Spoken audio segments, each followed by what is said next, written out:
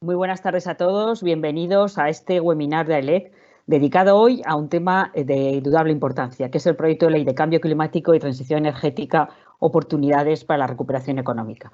En primer lugar, quiero agradecer de corazón realmente la participación, por ser ocupada que está, de Valvanera Ulargui, la directora general de la Oficina Española de Cambio Climático, que con generosidad ha aceptado nuestra invitación de intervenir para exponer las líneas fundamentales de este proyecto de ley. Proyecto de ley para conocerlo además de primera mano por alguien que lleva tiempo, antes lo comentábamos, años trabajando y que ahora ya ha llegado al Parlamento, que es el proyecto de ley de cambio climático tan demandado. A continuación también quiero agradecer a nuestro moderador, a Víctor Martínez, periodista del Mundo, y luego a los intervenientes en este debate, a Cristina Monge, politóloga, profesora de Sociología de la Universidad de Zaragoza y asesora ejecutiva de ECODES, a Daniel Rodríguez, analista senior sector utilities de Fidentis, y a Fernando Calancha, socio responsable del Departamento Regulatorio de Pricewaterhouse. Creo que esto nos va a permitir, y estos componentes con una formación profesional distinta, diferente, nos va a permitir ver desde distintas perspectivas, la social, medioambiental, económica y jurídica, y creo también que estas distintas perspectivas ayudan a completar a las características de un proyecto de ley que nos involucra a todos y que va a tener un papel importantísimo en algo que nos involucra y nos preocupa a todos, que es la recuperación económica tras la crisis producida por el COVID-19.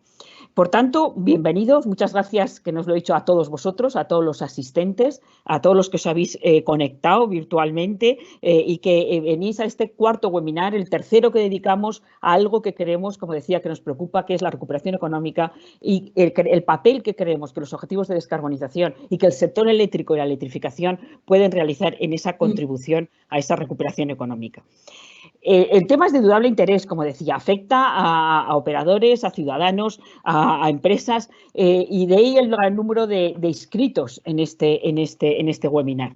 Y en este sentido, solo, y voy a ser muy breve, quisiera referirme al llamamiento que la vicepresidenta cuarta y ministra para la Transición Ecológica y el Reto Demográfico, Teresa Rivera, hizo el pasado 4 de junio en la Comisión a los partidos políticos, empresas, organizaciones y ciudadanía. Llamó a un pacto por la recuperación verde. En palabras textuales, para que España encare con máxima responsabilidad y rigor las bases de un futuro sostenible con las personas en el centro y respetando los límites ambientales, en donde el foco de recuperación debe situarse en los jóvenes, debe situarse en el mundo que dejamos a las generaciones de los jóvenes, tan involucrados, tan concienciados en el tema del cambio climático. El proyecto de ley de cambio climático y transición energética es un instrumento básico que debe fijar los principios en los que nos debemos regir en el futuro. Es una ley absolutamente transversal, es un proyecto de ley que aborda aspectos diferentes, que afecta al sector energético, pero afecta también a otros muchos ámbitos y ramas del derecho. Pero sobre todo debe ser el marco jurídico que siente las bases para el crecimiento sólido al que nos debemos de enfrentar. El crecimiento sólido que solo podemos entender cumpliendo los objetivos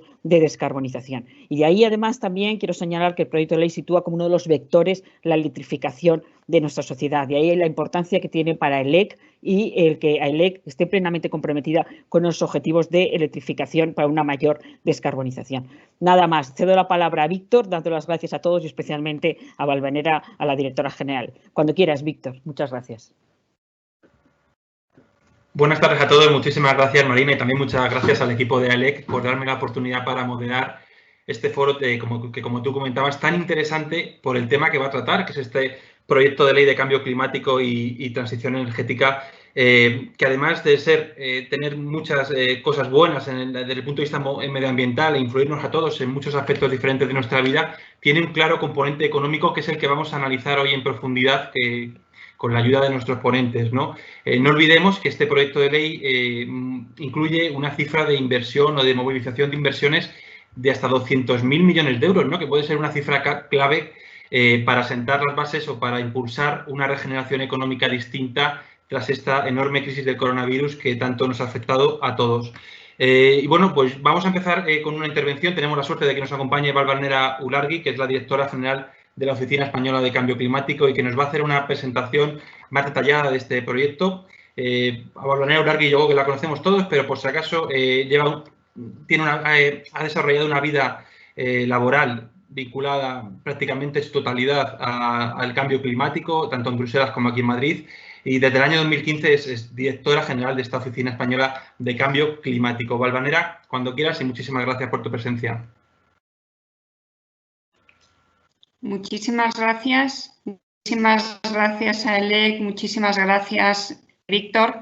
La verdad es que estoy muy contenta de poder venir a este foro a compartir con todos vosotros el proyecto de ley que enviamos a las Cortes el pasado día 19 de mayo, porque como comentábamos, ¿no?, antes, es un proyecto de ley de la sociedad en su conjunto, es un debate que hemos tenido encima de la mesa en los últimos años, ha estado enormemente participado.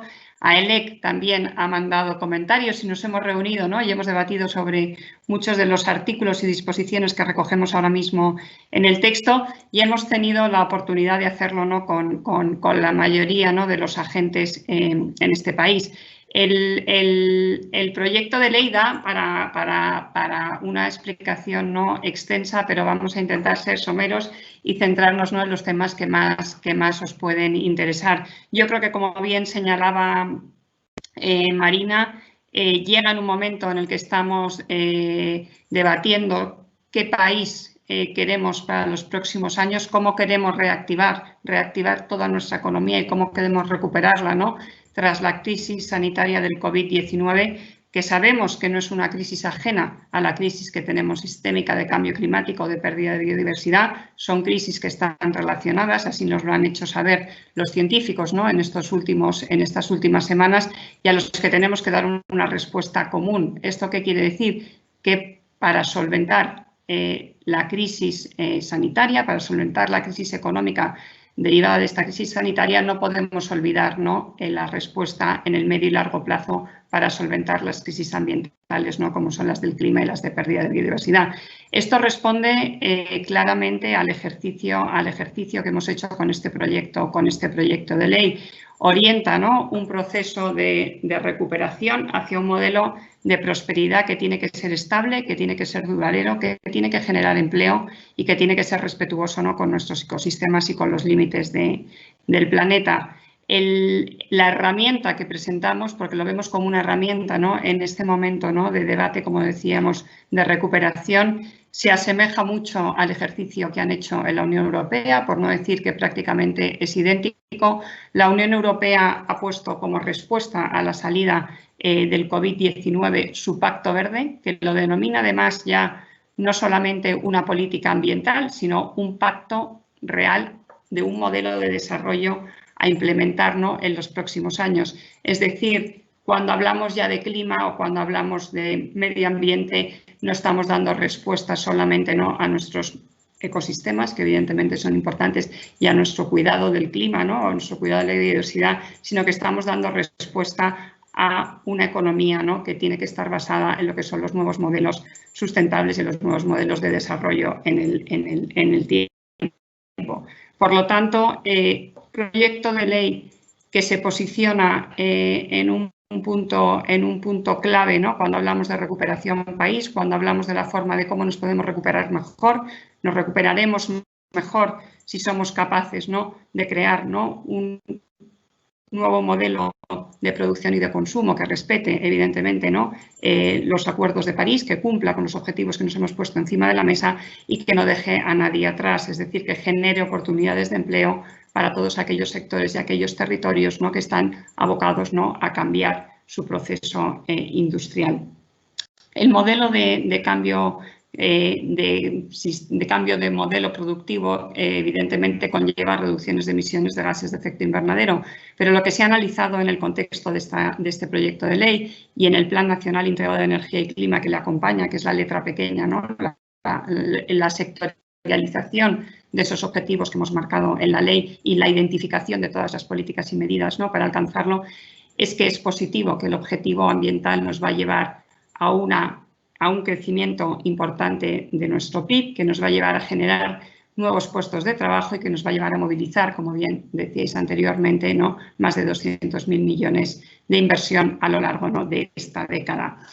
Evidentemente hay que ponerlo en marcha, evidentemente lo que buscamos ahora es que en el Congreso se consiga, ¿no?, con el mayor consenso posible la aprobación de este proyecto de ley, porque necesitamos esa vocación de permanencia. Como decíamos, es un proyecto que habla del corto plazo, que habla de las generaciones presentes, que va a dar respuesta y que va a ser instrumental para atraer los fondos de Bruselas, ¿no?, en esa recuperación verde. Por eso es importante marcar el marco regulatorio, presentar el marco regulatorio en este momento para dar esa visibilidad a Europa de que somos un país creíble, que tenemos claro cuál es nuestro marco y lo ponemos, ¿no?, al servicio, ¿no?, de todos los ciudadanos y al servicio del Congreso. Y luego tenemos que tener claro también cuán lejos podemos llegar sin perjudicar esos objetivos a largo plazo.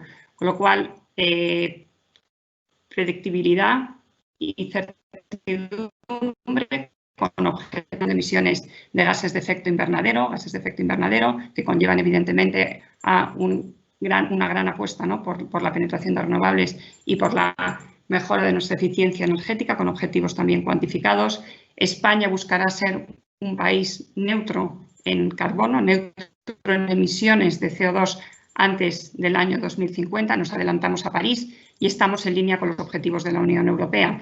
En el año 2030 nos planteamos también objetivos ambiciosos dentro de lo que es el marco 2030 que estableció la Unión Europea y que está revisando ahora mismo para aumentar esa ambición, para aumentar ese objetivo que se puso del menos 40% de reducciones de gases de efecto invernadero. En este contexto, España pone encima de la mesa un menos 20% respecto a las emisiones de 1990, que parece, ¿no?, en términos absolutos, que no es suficiente, pero dentro del reparto de esfuerzo que se hace en la Unión Europea, ese menos 20% que nos ponemos encima de la mesa, que es eliminar 1 de cada 3 toneladas, ¿no?, de las que tenemos ahora mismo en nuestra atmósfera de aquí a 10 años, es más ambicioso, ¿no?, que lo que nos requieren ahora mismo. Si ese objetivo se aumenta en la Unión Europea, si ese objetivo en septiembre, que es el debate que hay encima de la mesa con la Ley Clima, pasa de un 40 a un 50 a un 55, nuestro menos 20% también será coherente con ese esfuerzo, con lo cual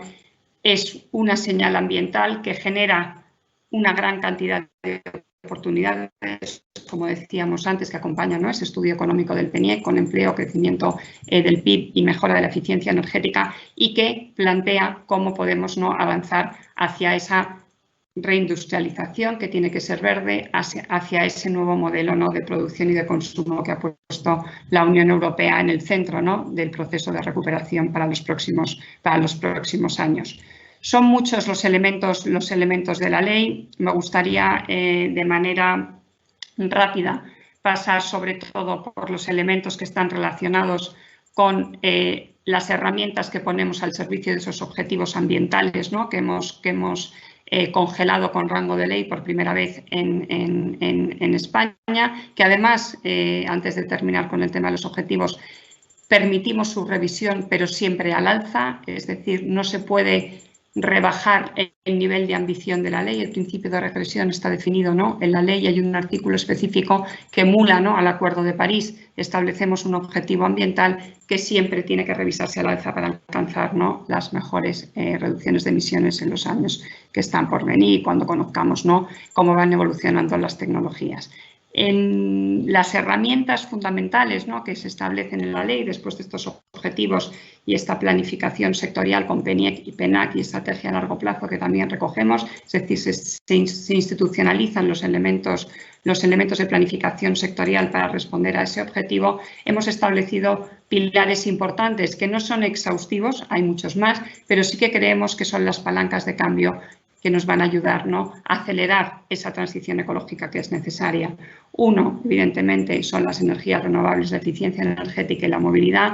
Y luego también tenemos todos los temas de adaptación, de evitar riesgos y de hacer un país más seguro en los artículos, ¿no?, que continúan a los temas de mitigación. En términos de energía y los asuntos de energía, podemos dividirlos en la ley en cinco grandes bloques. No voy a ir por orden del texto tal como están, pero sí para resumir, ¿no?, de una forma, ¿no?, más ilustrativa.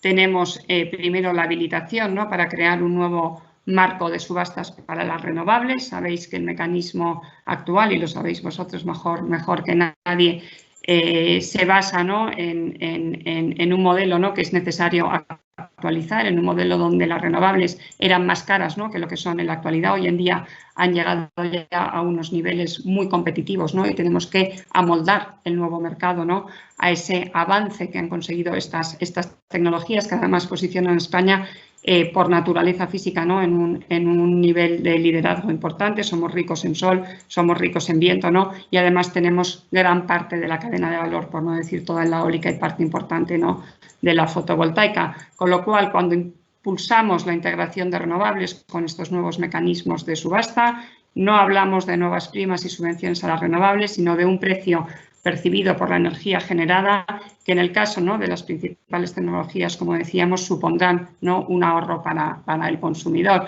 ya que solar y eólica, decimos, están a precios ya muy competitivos en el mercado. Cuando hablamos, por lo tanto, de renovables, hablamos también, ¿no?, de seguir fabricando componentes en España, reforzar el resto de cadena de valor e avanzar en los nuevos nichos, ¿no?, y en los nuevos gases, como serán los gases renovables y las energías con hidrógeno.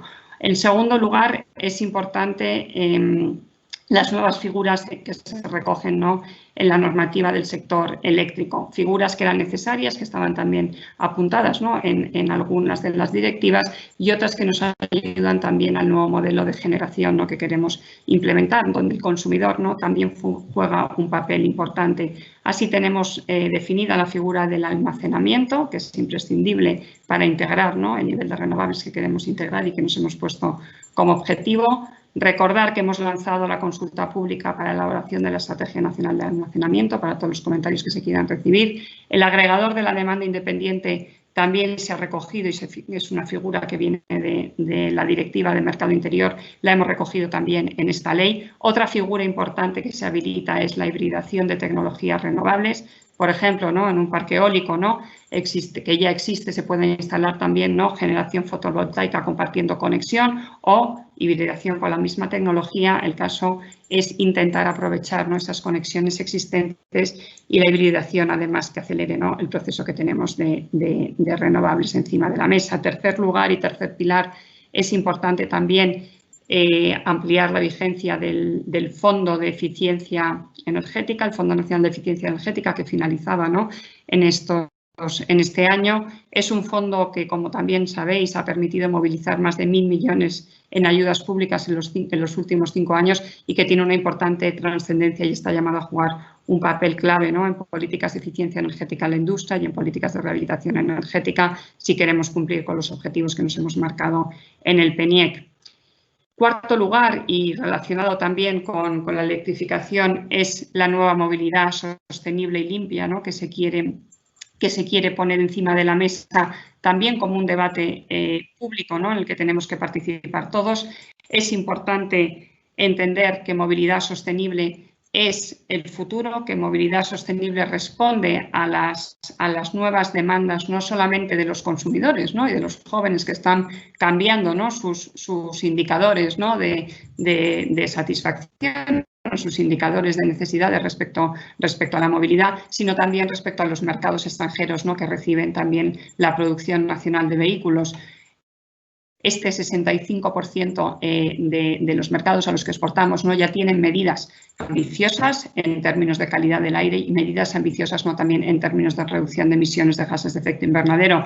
Con lo cual, esta disposición de la ley, este capítulo de la ley que ha sido muy debatido, tiene un objetivo claro, que es anticipar los objetivos con el tiempo suficiente para poder acompañar y para poder promover que nuestro sector siga siendo puntero y siga siendo pionero. Queremos mantener el PIB de automoción en nuestro país y para eso tenemos que ser cabeza que lidere las nuevas tecnologías, cabeza que lidere las nuevas demandas de los ciudadanos. No podemos quedarnos, ¿no?, en el vagón de cola porque perderemos competitividad. También se habla de ciudades, de entornos urbanos, ¿no?, en estos capítulos de movilidad sostenible, porque hablamos sobre todo de, visto lo que hemos vivido estos días con el COVID, de las ciudades que todos desearíamos, ¿no?, tener en los próximos años, ciudades donde existan, ¿no?, medidas que faciliten el desplazamiento a pie, a bicicleta, que se mejore el transporte público, que se establezcan zonas de bajas emisiones, ¿no?, en los municipios de más de 50.000 habitantes, todo eso siempre acompañado, ¿no?, con los presupuestos y acompañado de las mejores tecnologías y de los mejores conocimientos que tengamos. Tenemos que empezar a trabajar en red y tenemos que empezar a trabajar, ¿no?, fuera de nuestros cajones sectoriales.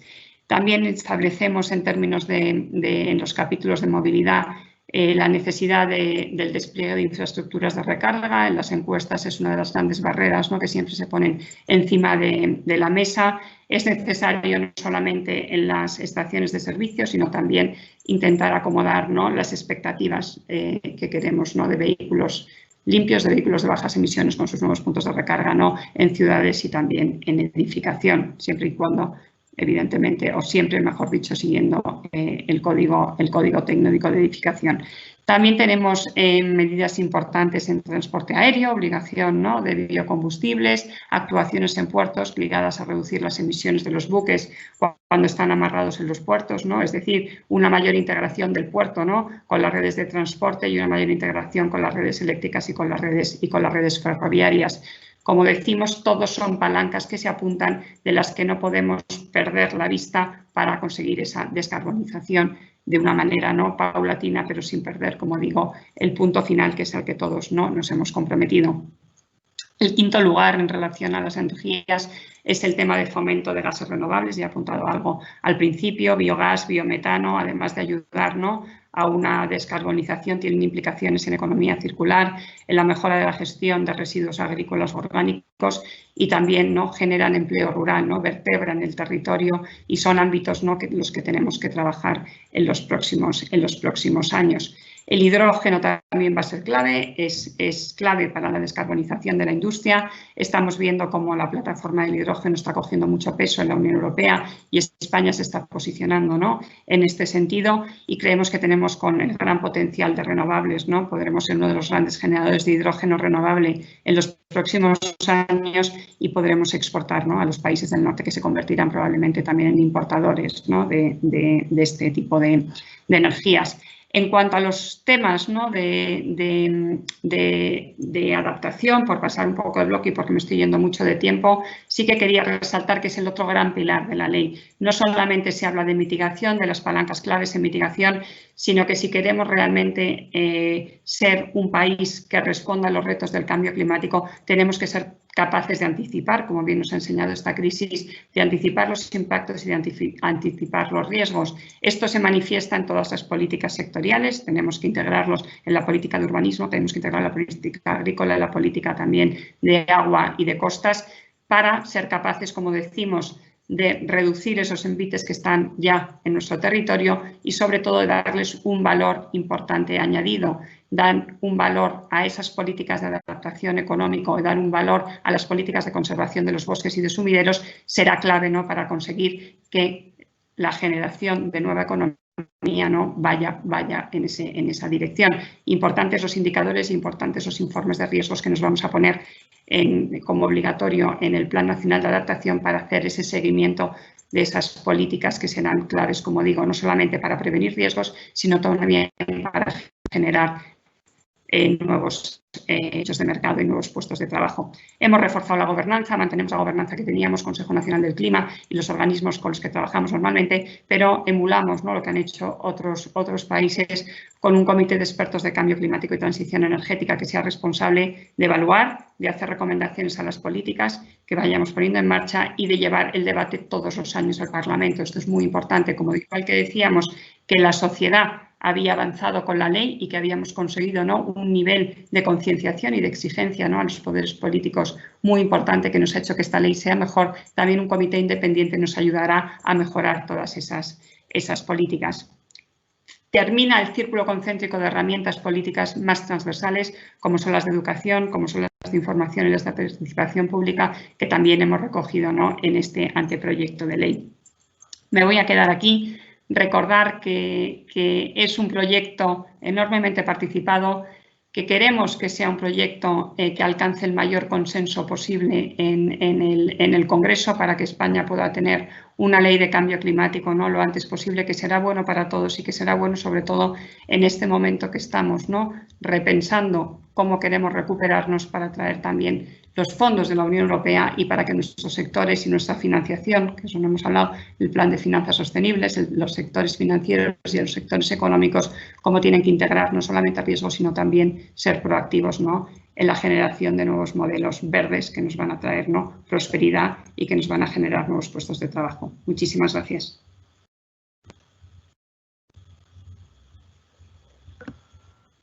Muchas gracias a ti, Valvanera, por esta intervención, y yo creo que vamos a entrar ya en el debate económico sobre las propuestas más en profundidad de este proyecto de ley. Y para hacerlo nos acompañan hoy Cristina Monge, que es politóloga, asesora ejecutiva de CODES y profesora de Sociología en la Universidad de Zaragoza. Es analista política también en Infolibre, El País, Televisión Española y la cadena SER. Nos acompaña también Daniel Rodríguez, que es analista de empresas de servicios públicos e infraestructuras de Fidentis. Forma parte del equipo que fundó la firma en el año 2003 y previamente durante 3 años fue analista de empresas pequeña y mediana capitalización y autopistas en Citigroup. Y también nos acompaña Fernando Calancha, que es socio de PwC y dirige el departamento de regulatorio y es un abogado con más de 20 años de experiencia, 16 de ellos en el sector energético. Bueno, pues yo, después de la exposición que ha hecho Valvanera, entraría un poco en harina con el asunto económico. No sé si nuestros ponentes están de acuerdo con que esta ley, este proyecto de ley, de verdad puede suponer para la economía española ese incentivo económico por el que apuesta el Gobierno. Y, por ejemplo, podríamos empezar por Cristina. Cristina, ¿qué te parece a ti? Bueno, pues muy buenas tardes. En primer lugar, muchísimas gracias a ELEC por organizar este evento. Gracias por invitarme. Gracias, Valvanera, por la exposición tan concreta que has hecho de un tema que es muy complejo y resumirlo en unos pocos minutos no es cierto, no es fácil, ¿no? Efectivamente, yo creo que no es que esta ley pueda ayudar a dar el empujón económico que España necesita. Es que la economía que ahora ya se está construyendo o es verde o no será economía. Yo creo que hemos aprendido ya todos, que lo sabíamos, ¿no? Y estaba de una forma cada vez más presente en el debate público, pero probablemente esta pandemia que hemos vivido nos ha demostrado que somos más dependientes de lo que pensábamos. Dependientes de la biosfera, dependientes de la naturaleza. Hay que recordar que ha sido un virus, o sea, una cosa que ni vemos, ¿no?, pero que procede del ámbito natural, el que ha dejado a nuestra sociedad en estado de shock absolutamente, e interdependientes unos de los otros, a nivel global, en el conjunto del mundo. Yo creo que eso está en la base de algunas cosas que ya las encuestas están empezando a reflejar y estamos empezando a ver, y es la mayor sensibilidad y la mayor preocupación ciudadana que se está viendo por las cuestiones que tienen que ver con el respeto por la naturaleza. Y eso no se puede desligar de la economía.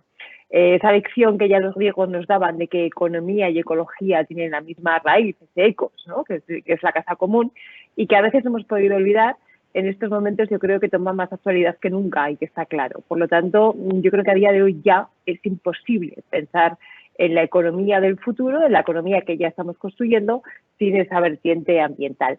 Tengo que confesaros, no obstante, que cuando empezó la pandemia, yo fui de las que tuvo miedo y de alguna forma estábamos unos cuantos temerosos de que el protagonismo, la importancia que los debates sobre sostenibilidad o sobre la necesidad de hacer frente al cambio climático habían conseguido en los años atrás, de repente se quedaban en segundo plano, ¿no?, ante una pandemia que lógicamente requería toda la atención mediática, todo el esfuerzo político, todo el esfuerzo económico. Bueno, pues no parecía muy aventurado pensar que probablemente iban a perder protagonismo, ¿no? De hecho, a nivel europeo veíamos como mientras desde la Comisión Europea se hablaba del Pacto Verde y del famoso Green New Deal, también había países, también había Estados miembros que decían que bueno, que ahora vamos a centrarnos en la recuperación económica y luego ya si acaso ya veríamos a ver, ¿no?, qué pasaba con la parte ambiental. O veíamos como mientras aquí en España se mantenía el discurso por parte del Gobierno de la necesidad de avanzar en la transición ecológica, también había comunidades autónomas que empezaban a rebajar sus criterios y sus exigencias con la pretendida excusa, ¿no?, de dinamizar la economía, y lo hacían rebajando estándares ambientales. O veíamos también cómo sectores industriales importantísimos para este país empezaban a dilatar plazos o a querer dilatar plazos para acometer los retos que la transición ecológica les imponía. Todo eso hizo que durante algún tiempo, probablemente durante las primeras semanas de la declaración del estado de alarma y de la pandemia, donde la atención estaba más centrada, lógicamente, en los temas sanitarios, muchos fuéramos los que temiéramos porque esto se pudiera quedar atrás. En ese sentido, yo creo que el hecho de que la Ley de Cambio Climático haya sido aprobada en Consejo de Ministros y empiece a ser tramitada en el Parlamento es una buenísima noticia que pone el acento en la necesidad de que esto no vaya atrás, es decir, de que no se pierda protagonismo o de que no decaiga la importancia que le ha dado. Máxime si una vez que se han confirmado las noticias que llegan desde Bruselas de que esas medidas, esas economías o esas medidas económicas, mejor dicho, que van a reactivar las economías de los Estados miembros, tienen que estar estrechamente ligadas a lo que desde Europa se llama la modernización económica, que tiene dos pilares. El primero, toda la parte de digitalización y lo segundo, lo referente a transición ecológica. Por lo tanto, yo creo que esos dos hitos, por un lado, la confirmación del Pacto Verde Europeo y de que los mecanismos de dinamización económica por parte de Europa van a estar ligados a la transición ecológica, por un lado, y por otro lado, la aprobación en Consejo de Ministros y su consecuente tramitación parlamentaria de la Ley de Cambio Climático son dos pilares que asientan muy bien las políticas de transición ecológica hacia las que hay que avanzar. En ese sentido, retomo tu pregunta y así acabo ya, Víctor. No es que la economía verde pueda ayudar al país, es que o el país sigue transitando e inicia un recorrido mucho más rápido, mucho más profundo y mucho más ambicioso por una economía verde o realmente estará en juego el propio valor de la economía. De momento lo dejo aquí y luego continuamos. Muchas gracias, Cristina. Me gustaría también recordar al público que una de las cosas buenas que tienen estas jornadas digitales que estamos viviendo en estos últimos meses es que pueden participar de forma activa y les invitamos a hacerlo a través de sus preguntas, cualquier duda que tengan y que quieran formular a nuestros tres ponentes, pueden enviarla a través del chat de la aplicación y la recibiremos e intentaremos trasladarla si vamos bien en tiempo. Daniel, el dinero es miedoso. Tú sabes mucho de mercados financieros y todo cambio conlleva a veces cierto temor a perder los equilibrios. No sé si tú también estás de acuerdo en que bueno, pues para las empresas, aunque estos cambios pueden dar miedo al principio, este proyecto de ley puede suponer también una oportunidad importante. Sí, hola, buenas tardes a todos. En primer lugar, quiero agradecer a ELEC la oportunidad y la organización de este seminario y también la oportunidad que me dais de dar un poco la opinión de los inversores, un poco la opinión económica en relación a este proyecto de ley, ¿no? Bueno, yo creo que el proyecto de ley un poco lo que hace es plasmar en objetivos tangibles escritos sobre piedra unos objetivos de reducción de emisiones muy significativos, ¿no? para poner España en línea con los objetivos de la Unión Europea. Estos objetivos van a ser fundamentalmente alcanzados gracias a la participación del sector eléctrico. De hecho, el sector eléctrico es probablemente el artífice, el elemento que más va a participar en esta reducción de emisiones. Si nos fijamos en el PNIEC, que es la herramienta o el detalle del desarrollo de la ley, ¿no? Pues vemos que esa reducción de emisiones se va a trasladar en una mayor importancia de la electricidad dentro del mix energético, es decir, vamos a pasar a una importancia de la electricidad cercana a 1/3 del consumo en el mix energético y que además dentro de esa necesidad medioambiental, esa necesidad de mayor electrificación, esa electrificación va a ser más renovable, ¿no? Si ahora estamos en un entorno de producción de electricidad con energías renovables del entorno del 40%, el plan contempla alcanzar niveles por encima del 70%. Es decir, que es básicamente el sector eléctrico el que va a ejecutar, el que va a desarrollar gran parte de esta reducción de las emisiones. ¿Cómo se va a alcanzar? Bueno, básicamente invirtiendo dinero, ¿no? Que es un poco lo que hablábamos al principio de la intervención, no tanto de la directora general como de vosotros mismos. Se van a invertir, y esto es utilizando las propias cifras que manifiesta el plan, unos 150.000 millones de euros en esta década, hasta el año 2030, fundamentalmente para alcanzar una capacidad instalada adicional de energías renovables de en torno a 60 gigas y también una expansión y una mejora muy significativa de las redes de transmisión y de distribución, ¿no? Yo creo que quizás ese es el elemento más importante. Y lo que hay que destacar, un poco volviendo a la pregunta que tú me hacías, era que esos 150.000 millones en su mayor medida van a ser ejecutados, van a ser gastados por empresas privadas. Es decir, la participación pública en este desarrollo de energías renovables para alcanzar los objetivos de reducción de emisiones que planifica la ley va a ser pequeña, va a ser fundamentalmente regulatoria. Entonces, yo creo que lo que hay que destacar un poco es la importancia que va a tener el sector público, el gobierno y los reguladores, fundamentalmente para conseguir un entorno regulatorio estable, visible, transparente y que proporcione confianza a los inversores, ¿no? Yo creo que seguramente tendremos oportunidad de hablarlo un poco más adelante en la charla, pero básicamente hemos visto que el desarrollo de las energías renovables ha venido motivado fundamentalmente en el pasado por el apoyo de subvenciones públicas y hoy en día nos encontramos en una situación donde las energías renovables son competitivas, pero para conseguir que esa competitividad se traslade al cliente final, al usuario final, es necesario dar visibilidad a los inversores. Es decir, son aquellos países que han introducido modelos visibles, transparentes, cuantificables, los que han conseguido mejores éxitos en la expansión de energías renovables. Tenemos por delante unos objetivos muy agresivos, es decir, 60 gigavatios de capacidad en 9 años es una barbaridad. Eso implica inversiones muy sustanciosas y necesitamos que el gobierno introduzca pues un poco lo que hablábamos, lo que ha hablado la directora general, que seguramente después podemos desarrollar en función de las subastas para la nueva capacidad, un modelo de remuneración que yo creo que hemos alcanzado un modelo de remuneración bastante aceptable para las redes y después la introducción de elementos adicionales para dar la posibilidad de que esas mejoras de renovables también se trasladen al cliente final. Bueno, yo creo que eso es un poco lo que centraría mi primera intervención, resaltando eso, que es una cantidad muy importante de inversión que para que se ejecute y consigamos los objetivos de reducción de emisiones de gases de efecto invernadero precisa fundamentalmente un modelo regulatorio visible y dar confianza a los inversores.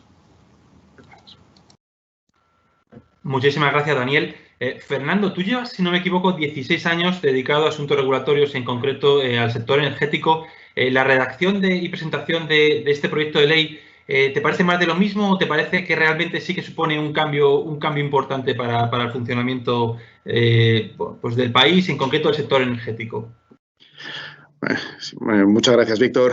Muchas gracias a María Serrano y a todo su equipo de ALEC por invitarme a participar en este foro. Yo creo que no es más de lo mismo. Yo creo que tiene aspectos muy novedosos. En el juicio que hacen las intervenciones precedentes estoy totalmente de acuerdo.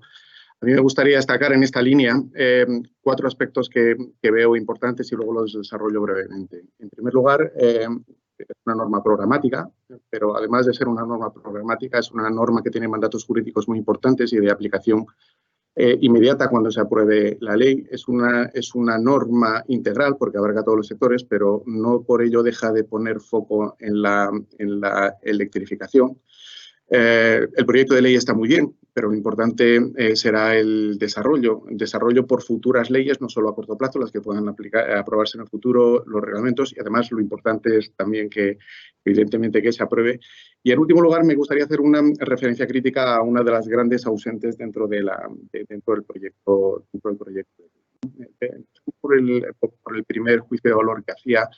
En efecto, es una norma programática y es importante que lo sea, tiene objetivos muy ambiciosos y llama a la acción administrativa para que esto pueda realizarse, pero no solo es ambiciosa en los objetivos, es ambiciosa en su vocación de permanencia. Es una ley que pretende ser el paraguas, pretende ser el marco. Yo me atrevería a denominarla como parámetro para la acción normativa futura, ya no solo a través de reglamentos, sino también a través de a través de leyes. Por ello es ambiciosa, no solo en esas actuaciones, sino en el ámbito y en el programa que se fija para la actividad normativa, siendo, por lo tanto, un elemento que favorece la dinamicidad dentro del sector energético y la dinamicidad dentro de la actividad normativa. Pero, por otro lado, es bastante clara en cuanto a los mandatos jurídicos que contiene. No podemos decir que sea una ley ambigua.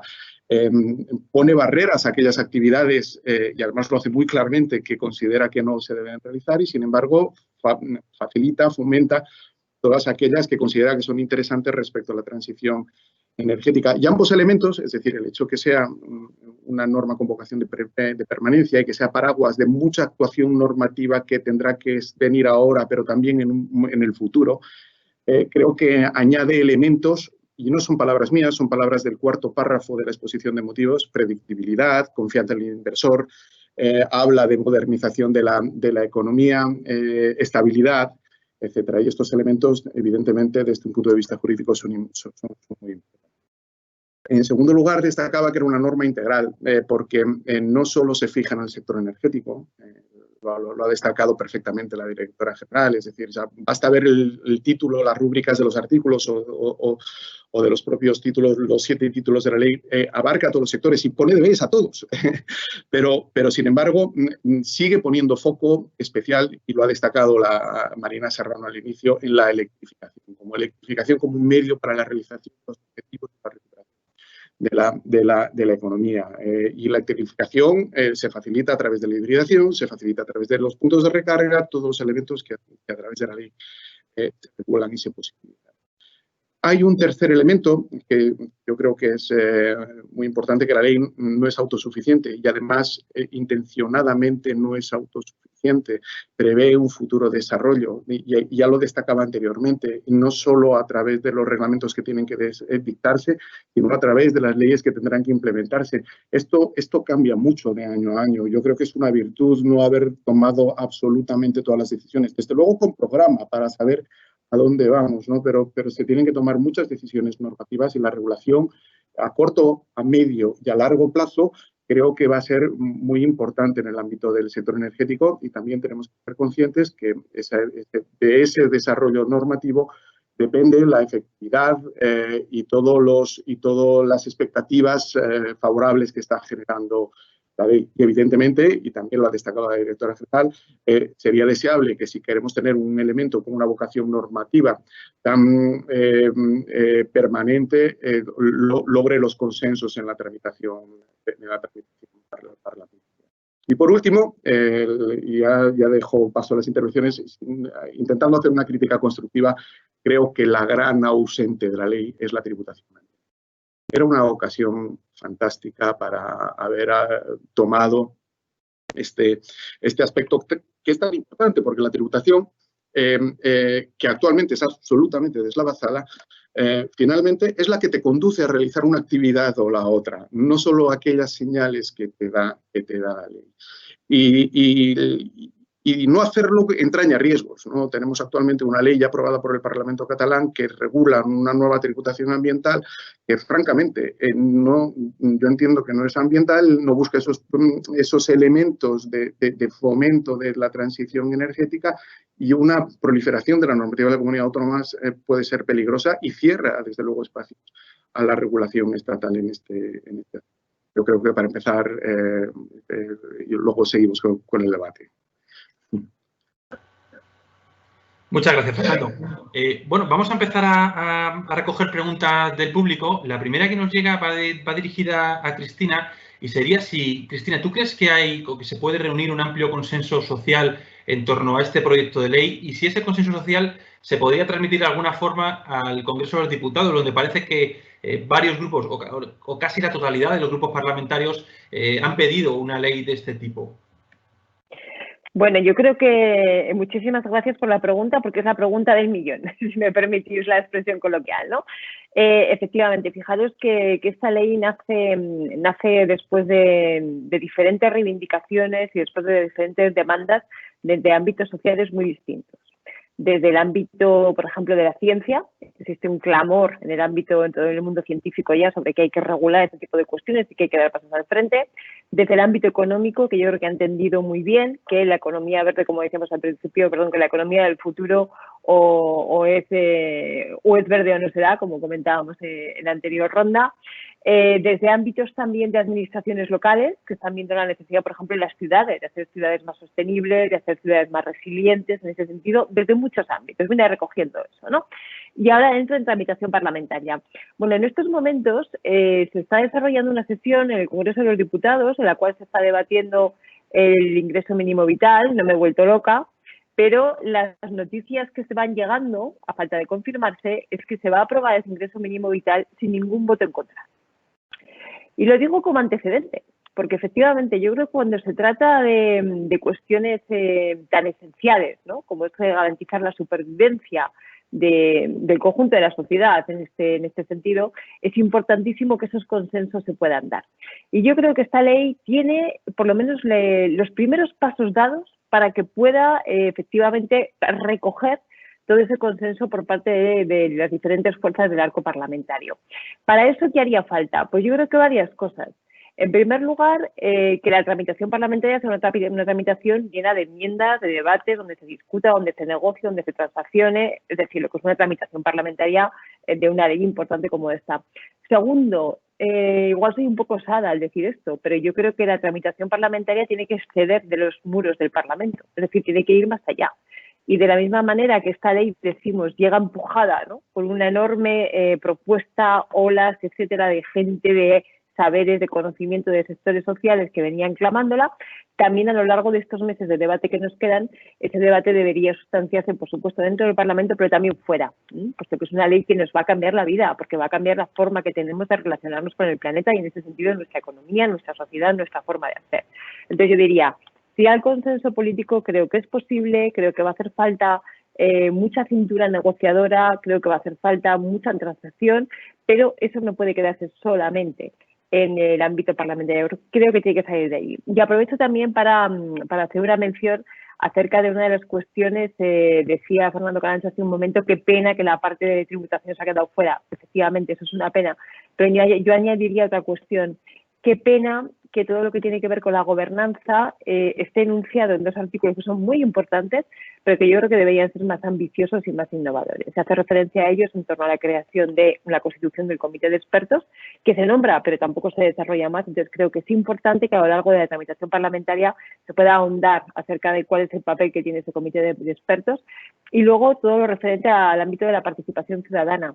Estamos viendo cómo en otros países de nuestro entorno, en Francia, en Inglaterra, en Alemania, los diferentes compromisos que tienen que ver con el cambio climático son objeto de procesos de debate en diferentes mecánicas de participación ciudadana. Bueno, pues yo creo que España ahora mismo tiene también una oportunidad de innovar en todo lo que tiene que ver con buena gobernanza y participación ciudadana en algo tan esencial como es esto. Entonces, la respuesta concreta es sí, yo creo que es posible que alcance ese consenso, empujando a la negociación dentro del Congreso, fuera del Congreso y aprovechando además para reforzar los mecanismos de debate y de participación ciudadana.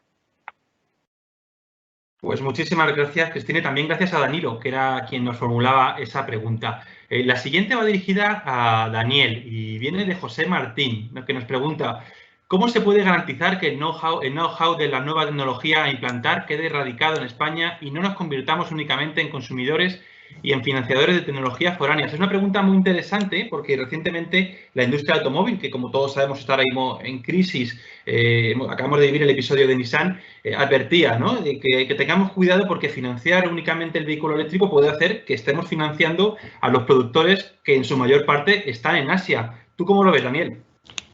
Bueno, siempre es complicado, siempre es muy complicado condicionar el desarrollo de tecnologías de generación a la implantación de fabricación local, ¿no? Yo creo que habría que diferenciar mucho entre tecnologías que tienen ya un track record muy probado y son muy maduras, como la fotovoltaica, donde está claro que las posibilidades de España de actuar como fabricante son complicadas. Es muy complicado competir pues con las escalas y los costes de producción de productores asiáticos.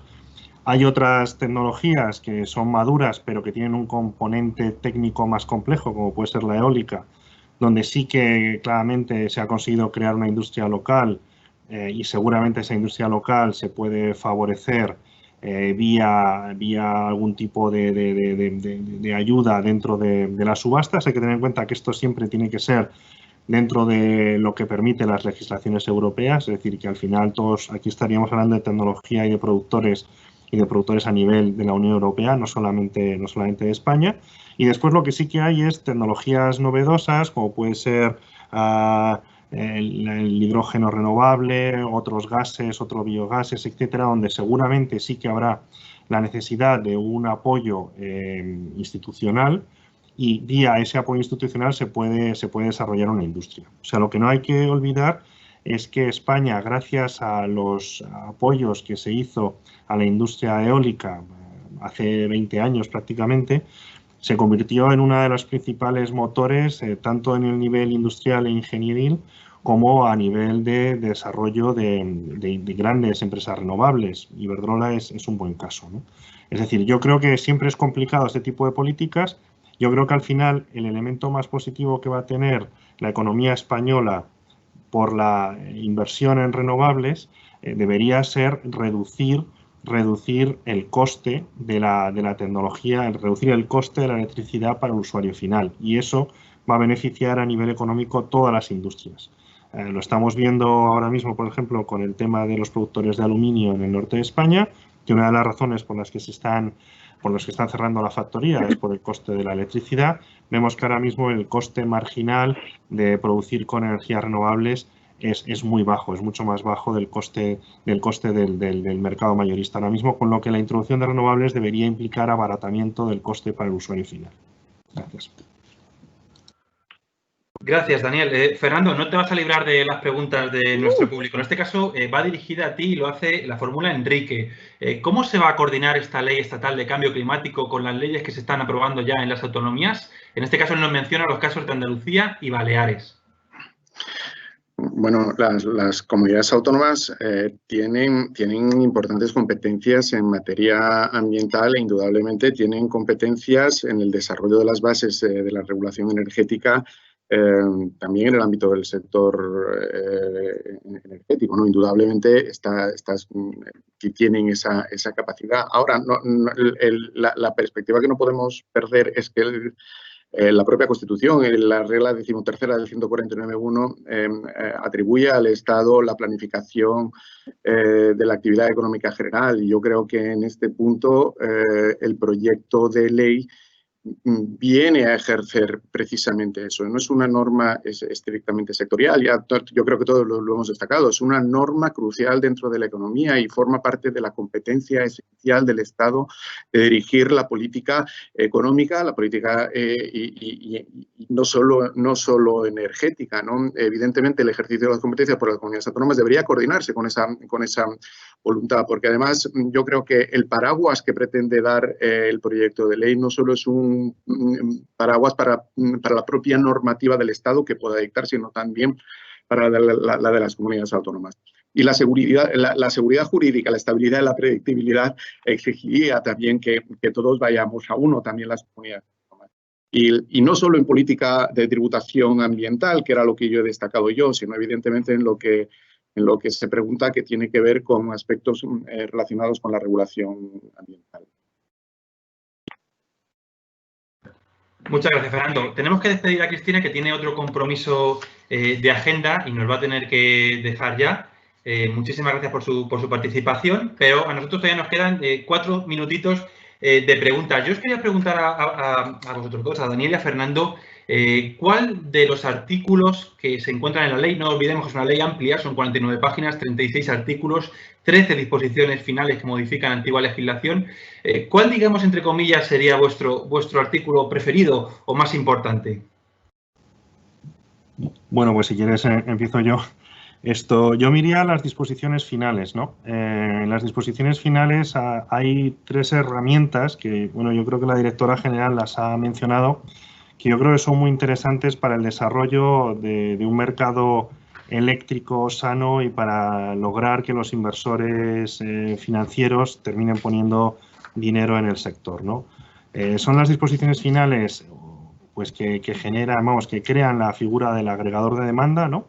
Que da la posibilidad a consumidores, a pequeños, medianos consumidores de electricidad en convertirse en grandes consumidores y en consecuencia acceder a un mercado mucho más atractivo y con unos costes mucho más bajos, incidiendo en lo que os comentaba antes de conseguir que el usuario final se beneficie de las reducciones de la electricidad, del coste de la electricidad. La otra figura novedosa es la figura del operador de almacenamiento, tanto en bombeo como en baterías. Yo creo que esto va a ser esencial para conseguir dar una señal económica al operador de almacenamiento, porque ese almacenamiento es esencial para que las energías renovables puedan ser los productores del 70 y tantos % de la electricidad española, ¿no? Y por último, otra disposición final, que yo creo que es la segunda, en donde se crea el modelo de subastas, ¿no? Yo creo que lo ha comentado un poco la directora general. España tenía un modelo de subastas que era una rareza jurídica a nivel internacional. Nadie subastaba la capacidad, el retorno sobre la capacidad instalada, etcétera. Bueno, pues claramente ir a un modelo de subastas en donde se subasta precio, yo creo que es a largo plazo es probablemente el mejor sistema para dar una señal económica a largo plazo al inversor y conseguir los objetivos de expansión de la capacidad instalada que tiene la ley. Yo también me voy a las disposiciones finales, pero en este caso me voy a la disposición final cuarta y casi por deformación profesional. Yo creo que la regulación de la hibridación es un aspecto muy positivo dentro de la norma. Por el momento en el que se sale el proyecto de ley y por la regulación que contiene. A mí me parece muy acertada la manera en la que define o conceptúa qué es la hibridación, ¿no? Está hablando de la incorporación de módulos de generación de electricidad o la introducción o la incorporación del almacenamiento en una instalación preexistente, ya existente, y que es el acceso de esta instalación existente la que ampara esa nueva instalación, ¿no? Esa conceptuación de la instalación, primero, me parece muy acertada porque verdaderamente refleja la verdadera naturaleza de la hibridación, que se trata de aprovechar la capacidad de acceso de una instalación para dar cabida a otra instalación y toda la sinergia que con ello se puede lograr. Y el momento en el que se hace, creo que es muy oportuno, ¿no? Salió la circular que regulaba el acceso y la conexión por parte de la CNMC. Allí había un precepto que yo creo que no quería regular esto, pero que en definitiva había generado cierta confusión, que era el de potencia complementaria, y desde luego no partía de estas premisas, ¿no? Y en el momento en el que sale, yo creo que abre un debate desde luego mucho más rico y desde luego mucho más enfocado. Indudablemente creo que este es uno de los aspectos positivos y además es de los aspectos que entrarían en aplicación inmediatamente con la ley, pero es que ya está produciendo sus efectos en la actualidad, ¿no? Por lo tanto, indiscutiblemente es la hibridación el aspecto que a mí llamaría la atención sobre la ley. Muchísimas gracias, Fernando. También muchísimas gracias a Daniel. Y bueno, devuelvo ya la palabra a Marina Serrano, la presidenta de ALEC, para que concluya este foro, que nos hemos ajustado en tiempo. Marina. Bueno, perfecto, Víctor. Bueno, muchísimas gracias. Yo creo que ha sido un debate interesante, como anticipaba, desde las diversas perspectivas. Yo creo que primero la directora general, la directora de la Oficina Española de Cambio Climático, ha expuesto unas consideraciones de una ley tan compleja, con tantos elementos, con tantas herramientas, como han puesto también de manifiesto las preguntas que se han hecho, y ha señalado que es un cambio del modelo productivo. Y ha señalado también algo de una enorme importancia al conseguir estos objetivos de que España sea neutra en emisiones, como prevé la Comisión Europea en el 2050. Y es el conseguir un modelo sostenible, predecible, un modelo que tras el debate del Parlamento nos haga tener una ley que atraiga esos fondos europeos necesarios para la reconstrucción. O sea, la directora general general ha señalado la importancia de que la ley esté aprobada para traer estos fondos. Dentro del debate se han puesto muchas perspectivas. Cristina decía, no es que se ayude a la economía, es que si la economía es verde no es economía. Daniel decía también, ¿cómo se consiguen estos objetivos tan ambiciosos? Estos 60 gigavatios que hay que instalar de aquí al 2030. Invirtiendo, decía Daniel. Hay que invertir y es inversión privada. ¿Y qué hace falta para invertir? Decía que hay un marco visible, predecible, que los reguladores realicen esa labor. Fernando también ha señalado elementos importantísimos que desde el punto de vista técnica jurídica, alguna pregunta había sobre eso también, he leído en el chat de preguntas. ¿Cómo vamos a comprometer esos objetivos al 30, al 50?